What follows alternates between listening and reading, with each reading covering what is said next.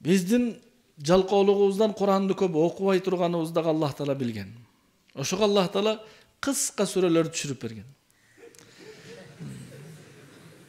Кул хуваллаху ахад, Аллаху самад, лам ялид ва лам юлад, ва лам якун лаху куфуан ахад, ta'dilu sulusal Kur'an.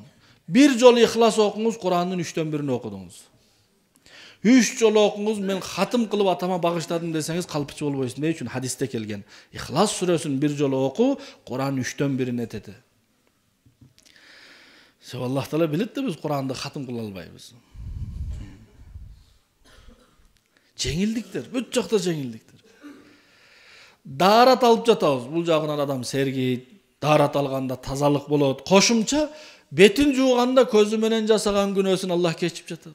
Оозун чайкаганда тил менен жасаган күнөөнү кечип жатат.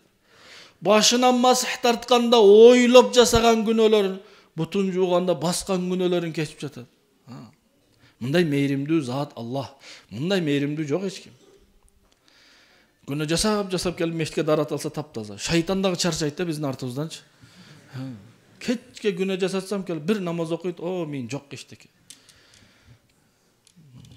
Азгырбай эле коеюн десе болбойт, иши ошол.